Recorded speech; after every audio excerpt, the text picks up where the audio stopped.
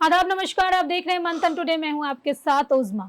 बिहार में नीतीश कुमार की ताजपोशी होने जा रही है और इसमें मंत्री पद के लिए मंथन जो है वो जारी है। इन सब के बीच जो है चर्चा का विषय है राम और श्याम की जोड़ी। राम का मतलब है राम कृपाल यादव, जो दानापुर से इस बार चुनाव जीते हैं, और श्याम का मतलब है श्याम रजक, जो इस बार फुलवारी शरीफ से विधायक बने हैं। और इन्हीं मुद्दों पर हम चर्चा करेंगे। चर्चा करने के लिए हमारे साथ हमारे सहयोगी मनोज नारायण सिंह जी हैं। सर, सबसे पहले तो आपका बहुत बहुत स्वागत है। धन्यवाद।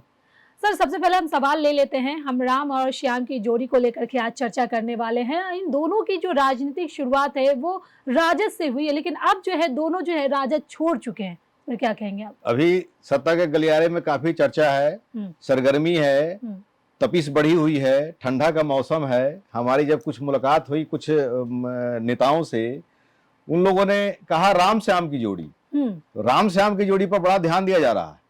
तो मेरे दिमाग में आया कि राम श्याम मतलब ये तो लालू के कभी जो है कदावर नेता हुआ करते थे, लालू यादव के कभी बहुत विश्वस्त हुआ करते थे। राम कृपाल यादव तो लालू यादव के हनुमान हुआ करते थे। लेकिन जब सीट की बात आई, पाटलिपुत्र से चुनाव लड़ने के लिए पार्लियामेंट्री इलेक्शन 2014 में, तो मीसा भारती के चलते रामकृपाल यादव को टिकट नहीं दिया गया। तो रामकृपाल यादव ने पार्टी छोड़ दिया। वो नाराज हो गए थे। वो नाराज हो गए थे कि परिवारवाद है, यहाँ पर संगठन में लोगों का जो है कदर नहीं है। तो मीसा भारती चुनाव में लड़ी और बीजेपी ने, एक देहात में कहावत है ना कि अनड़ा पाओ दुनुआ आंख, तो वैसा ही जो है बीजेपी ने तुरंत झटक लिया, लालू के हनुमान को झटक लिया और वहां से बीजेपी का टिकट दे दिया पाटलिपुत्र से। मीसा भारती को आरजेडी ने दिया और मीसा भारती हार गई वहां से। तो 2014 में भी जीते रामकृपाल यादव, 19 में भी जीते। तो उसमें केंद्र में मंत्री भी बने, तो तरजीह दिया जाने लगा।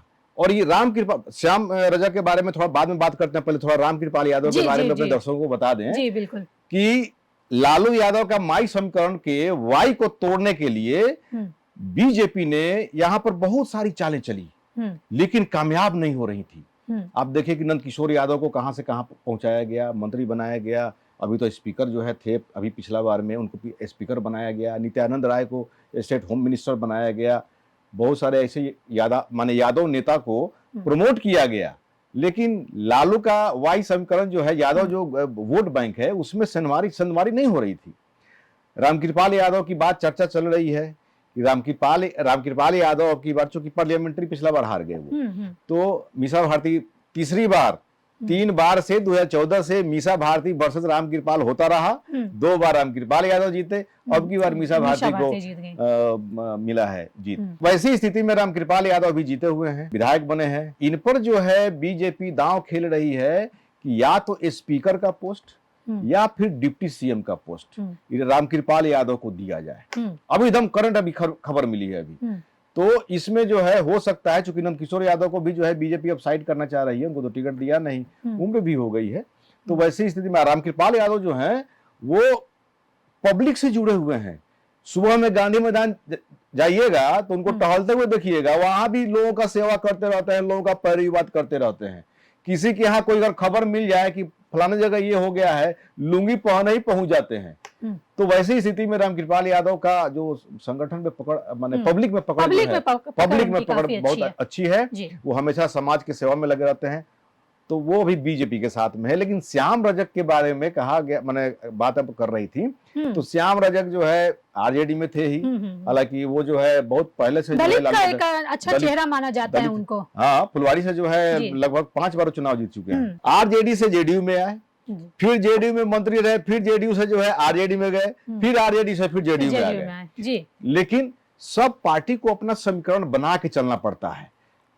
लाख लोग कहता है कि ये मुद्दा है, वो मुद्दा है, लेकिन जातीय समीकरण मंत्री पद के लिए भी और नेताओं के लिए भी जाति समीकरण बना करके बैठा के चलना पड़ता है हर एक पार्टी को। तो दलित नेता के रूप में श्याम रजक को प्रमोशन मिल सकता है। वो भी मंत्री के लाइन में लगे हुए हैं, उनको भी मंत्री पद मिल सकता है। तो ये चर्चा हो रही है कि लालू यादव के राज में भी राम श्याम की जोड़ी थी और नीतीश राज में एनडीए में भी राम श्याम की यही जोड़ी है। इस बार चर्चा का विषय बन गया राम श्याम की। पहले लालू अब एनडीए, बस यही चर्चा चल रही है। और ये दोनों को जगह मिलना तय माना जा रहा है। तो ऐसा लग रहा है कि इस बार जो है इन दोनों की जो जोड़ी है एक बार फिर से हिट करेगी, जब एक बार राजद के समय में हिट करी, एक बार अब नीतीश के समय में हिट करेगी। अरे दोनों नेता जो है बोलने वाले हैं। श्याम रजक जेडीयू में है और रामकृपाल यादव बीजेपी में है।